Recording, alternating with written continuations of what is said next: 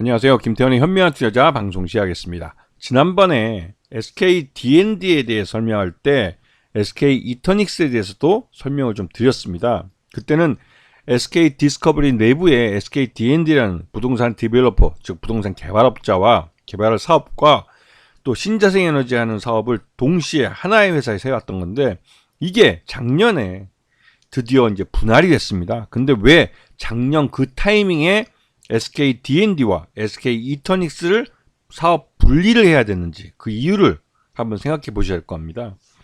작년에 갑자기 SK 디스커버리 쪽에서 갑자기 두 회사를 이렇게 분할을 한 게 그냥 심심해서 한 게 아니라, 예전에 SK D&D라는 회사를 만들 때 여기에 투자를 받은 한행컴퍼니라는 사모펀드가 2019년 그때 정도로 기억하는데, 그때부터 투자를 했기 때문에 지금 이 관련된 투자한 데에 대해서 이제 회수를 하는 시기가 왔습니다. 도래했는데, 지금 현재 부동산 시장이 워낙 나쁘기 때문에 SK D&D로서는 도저히 이 한행컴퍼니가 투자한 그 투자 원금을 원금은 고사하고 지금 손실을 보게 생겼기 때문에 이 주가가 오를 수 있는 그런 이벤트를 만들어야 하는 겁니다.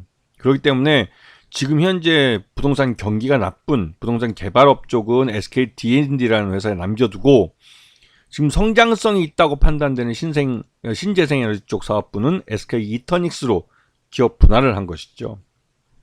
이게 인적 분할을 하는 거기 때문에 SK 디스커버리는 양쪽 다 지분을 보유하고 있는 최대주로 남게 되는 겁니다. 자, 그래서 이제 SK 이터닉스가 만들어졌고, SK 이터닉스는 기본적으로 신재생에너지 개발 회사입니다. 그리고 여기에 주요 주주는 1대 주주는 SK 디스커버리고 2대 주주가 한행컴퍼니가 되죠. 한행컴퍼니는 꾸준히 시장에서 지분을 늘려와서 지금 1대 주주 바로 턱 밑까지 올라온 2대 주주인 겁니다. 하지만 한행컴퍼니는 어디까지나 이 FI, 이 금융투자 쪽의 입장이고, 사업을 실제 하는 건 SK 디스커버리 쪽이죠.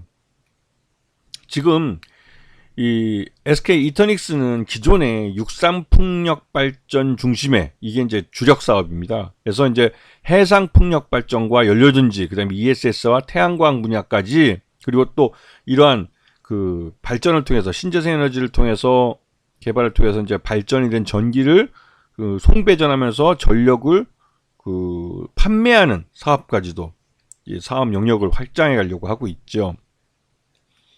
그리고 이 회사가 하는 사업들은 신재생에너지에 특화되어 있기 때문에 아리백 사업과도 연결이 되어 있습니다. 그래서 다른 재벌 대기업들 공장에 그 옥상에다가 그 태양광 발전소를 설치한다든가 이런 사업까지도 연계되어 있기 때문에, 기존의 이 한화그룹과 함께 이 태양광 발전이나 이런 그 신재생에너지 쪽에서는 가장 큰 사업체를 하고 있다고 해도 과언이 아니죠. 특히나 이 기존의 육상풍력 발전 사업을 중심으로 했던 것에서 이제 해상풍력 발전과 연료전지 사업으로 다각화하면서 자연스럽게 수소전지 사업 쪽에도 발을 담그고 있고, 미국 쪽에서 ESS 사업, 즉 에너지 저장 장치 쪽 사업을 활발하게 펼치고 있습니다. 그리고 전력거래 사업에서는 여기서 한 가지 더 주목해야 될 건, 윤석열 정부에서 집중적으로 지금 현재 전력 송정망에 대한 민영화, 좀 말이 아니라 민간 개방이라는 말을 표현하고 있지만, 궁극적으로 이 전력 송정망을 먼저 민영화하려는 그런 정책을 펴고 있습니다. 이런 민영화 정책에 맞춰서 정부가 내놓을 그런 사업들을 인수할 그런 플랫폼으로 이 SK 이터닉스를 사용하려고 하는 것이죠. 지금 그러면서 또 시장에서 하나 주목받고 있는 게 바로 이 고체 산화물 연료전지 사업인 SOFC라는 겁니다. 이게 인공지능 AI 데이터 센터의 이 전력 공급망으로서, 전력 공급용으로서 각광받고 있는 건데요. 기존에 이 AI 데이터 센터 내에 태양광 발전을 하든 하든 신재생에너지로서는 이 안정적으로 전력을 공급하는데 한계가 있기 때문에, 이 고체 산화물 연료 전지를 사용해서 낮에 태양광으로 발전한 것들을 저녁 때 보관을, 그러니까 낮 동안 이제 여기에 저축을 했다가 밤 시간에 이 연료전지에서 전기를 뽑아 쓰는 그런 식으로 AI 데이터 센터의 전력망을 안정적으로 가져가려는 거죠. 왜냐면 이 AI 데이터 센터에 있는 데이터들은 워낙 많이 쌓이고 또 대량으로 이 데이터를 소비하기 때문에 열도 굉장히 많이 날 뿐만 아니라 이게 잠깐만 정정이 되더라도 엄청난 데이터 손실이 발생합니다. 그에 따른 소송금도 대단한 것이죠. 그렇기 때문에 항상 안정적으로 전기가 공급될 수 있도록 대비하고 있어야 되고, 거기에 이러한 국제산업물 연료전지가 아주 유용한 에너지원으로 사용될 수 있는 것이죠. 그래서 이 SK 이터닉스는 미국 블룸에너지라는 곳에서부터 이제 고체산업물 연료전지에 대한 국제 독점 판매권, 이 국내 독점 판매권을 갖고 있습니다. 그렇기 때문에 지금 현재 국내에서 만들어지고 있는 AI 데이터 센터에 SK 이터닉스는 영업을 할 수가 있는 것이죠. 그리고 현재 SK 디스커버리가 최대 주주로서 이쪽 지분이 지금 전체 지분의 이 63.53%니까 거의 대부분을 갖고 있는 거나 마찬가지입니다. 그리고 지금 여기와 함께 같이 투자를 했던 한행컴퍼니 쪽이 지금 최대 이 전환사채, 그러니까 상환전환 우선주까지 보통주로 전환을 해서 최대주 지분이 31.12% 정도 되는 거죠. 2대 주주로서 최대주 다음으로 가장 많은 지분을 갖고 있습니다. 그런데 이제 한행컴퍼니가 2018년 11월 달부터 이 SK가스와 최창원 부회장이 보유하고 있던 구주를 1954억에 떠고, 그러면서 처음에 이제 SK 이터닉스, SK D&D의 주주가 됐고, 나중에 SK D&D가 SK D&D와 SK 이터닉스라는 회사로 분할되면서, 인적 분할되면서 이 SK 이터닉스의 주주로서 한행컴퍼니가 이름을 올리게 된 것이죠.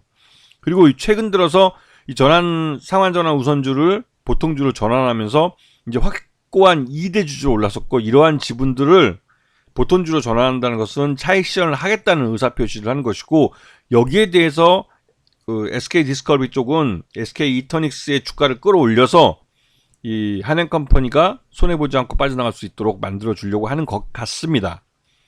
그래서 지금 보시게 되면 SK 이터닉스가 기업 분할 이후 주가가 좀 많이 오른 편이시죠. 한 2만원 정도까지는 올라와 있는데, 여기서 이제 좀 주춤거리고 있다가 최근 들어서 한행컴퍼니가 주식으로 전환사채, 그러니까 상환전환 우선주를 보통주로 전환하면서 부채가 줄고 말 그대로 이제 자본이 확충되고, 또 이 AI 데이터 센터에 대한 SOFC에 대한 이 연료전지가 수요가 늘 것이라는 것 때문에도 SK 이터닉스가 미국 회사의 SOFC 한국 독점 판매권을 갖고 있다, 이런 것들이 또 알려지고, 또 육상풍력 발전에서 또 해상풍력 발전으로 사업 영역을 확대하고, 또 ESS 사업도 강화하면서, 거기다가 22대 국회에서는 기존에 윤석열 정부가 탈원전 정책 백주화로 이제 기존 원전에 대한 의존도를 사업을 많이 늘려놨었는데, 이러한 것들을 신재생에너지 쪽으로도 이제 사업 영역을 이제 국회에서